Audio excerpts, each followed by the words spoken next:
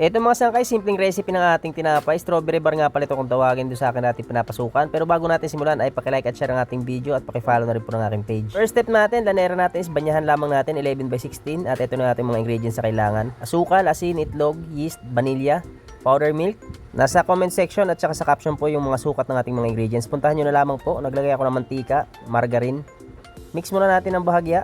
Simpleng mga ingredients lamang yung ating gagamitin dito mga sangkay. Makakagawa na tayo ng ating pangmasa na tinapay. Next, maglagay tayo ng tubig. Sundan nyo lamang po yung proseso mga sangkay ha. At yung mga sukat ng mga ingredients is double check nyo po bago nyo ilagay sa inyong masahan. Nang sa ganoon ay hindi po magkamali at nang hindi masayang yung ating mga ingredients na ating gagamitin. Haluin muna natin bago natin ilagay itong ating harina, 1 kilo. Soft flour po mga sangkay at maglagay tayo ng baking powder. Pwede rin po all-purpose flour kung sakaling wala kayong soft flour or third class flour. At pag nilagay na natin yung harina at baking powder ay haluin lamang natin na maayos. Kailangan po ay wala ng buo-buo na harina bago natin ilagay sa ating tray or ating paglulutuan. So bali mga simpleng ingredients lamang yung aking mga ginamit dito. Kung sakali pong yung tubig is gusto nyo palitan ng gatas ay pwede naman po.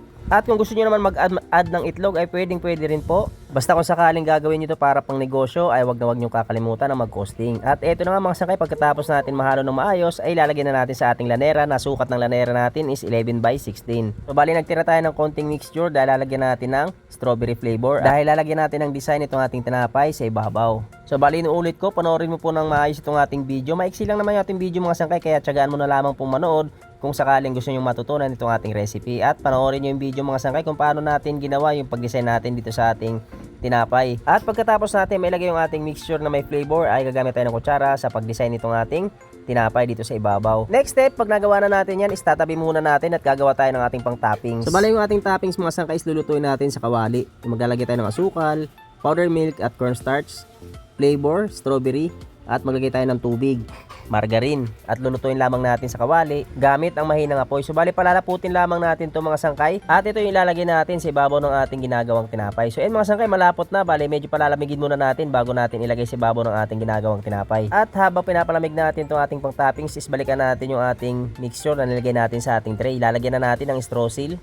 So bali manipis lamang mga sangkay na straw seal, pwede na po yan. So bali itong ating straw seal mga sangkay, madali lang gawin yan, hindi ko na napakita sa video. Meron po akong video na paggawa ng straw seal mga sangkay, puntahan nyo na lamang po dyan sa aking page sa playlist. At kung gusto mo naman sa aking YouTube channel. Pero yung recipe nito is lalagay ko na rin po dyan sa ating caption at saka sa comment section. At pagkatapos natin malagyan ng straw seal si babaw is ito na yung ating ginawang strawberry toppings mga sangkay, malamig na. So bali nilagay ko lamang sa plastic at binutasan ko lamang ng maliit.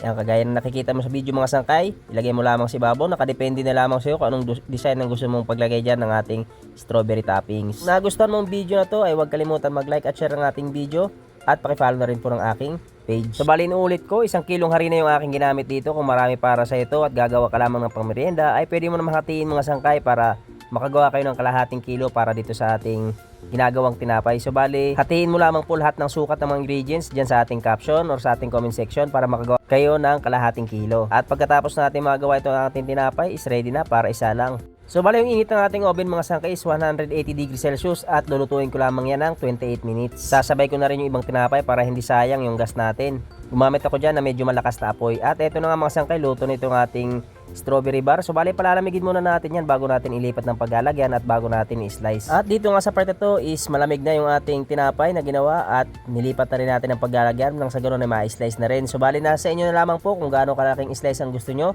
Basta laging palala ko po sa inyo, kung sakaling kayo magnegosyo ay wag nyo pong kakalimutan ang mag-costing. Isa sa pinakamahalagang parte ng pagnegosyo ay ang pag-costing. Ito na po yung ating finished product. Nagustuhan mo ang video na to ay wag kalimutan mag-like at share ang ating video at paki-follow na rin po ng aking page. Thank you for watching. See you on my next video.